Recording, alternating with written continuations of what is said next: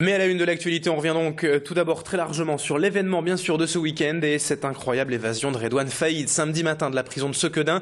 Il était environ 8h15 samedi quand plusieurs explosions ont retenti au sein de la maison d'arrêt. Le détenu en question a donc réussi à franchir plusieurs portes sécurisées grâce à des explosifs apparemment dissimulés dans des paquets de mouchoirs. Il a également pris en otage au moins 4 surveillants grâce à une arme à feu puis est monté à bord d'un véhicule qui l'attendait à l'extérieur en libérant progressivement ses otages. Redouane Faïd a d'abord pris la fuite sur l'autoroute A25 avant d'abandonner cette voiture puis d'en emprunter une seconde et se diriger vraisemblablement vers Dunkerque et la Belgique. Aucune piste n'est pour le moment officiellement privilégiée par la police quant à l'endroit où se trouverait désormais le criminel. Une chose est sûre, il faudra désormais savoir comment Redouane Faïd a pu se procurer ces explosifs et cette arme. L'évasion semblait en tout cas minutieusement préparée, elle était même prévisible selon certains policiers cités hier par le journal Le Parisien. Retour sur cette incroyable évasion avec la réaction, le témoignage de cet homme qui était présent au sein de la prison au moment des faits. J'étais là à 8h30, 9h moins le quart, on a entendu un coup de feu, on a entendu 3 explosions, on a vu exploser la porte.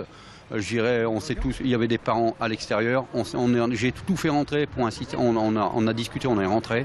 J'avais un enfant avec moi de 2-3 ans que j'ai dû ramener, je me suis sauvé, j'irai pour dire de le mettre en sécurité, mais là j'irai actuellement, moi ma pensée va pour les enfants qui est là-bas, dedans. Est-ce que la personne qui s'est échappée a pensé qu'il aurait pu mettre la vie d'un enfant en jeu? Est-ce qu'il a été lui-même un jour père de famille ou il le sera? Je ne le souhaite pas, parce que si c'est pour faire du n'importe quoi comme là il nous a fait, si vous laissez échapper, qui s'échappe en pleine nuit.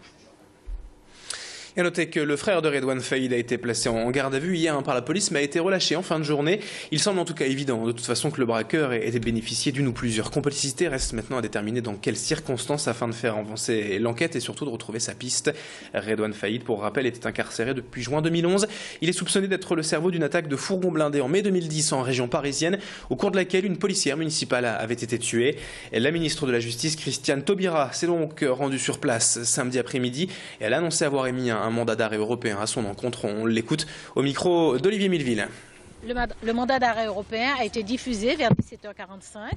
Il a été diffusé dans l'ensemble du territoire de Schengen et en plus Interpol a été mobilisé, c'est-à-dire que les recherches évidemment dans un premier temps concernaient la Belgique puisque nous avons une frontière commune, mais les recherches sont étendues à l'ensemble de l'espace Schengen et au-delà.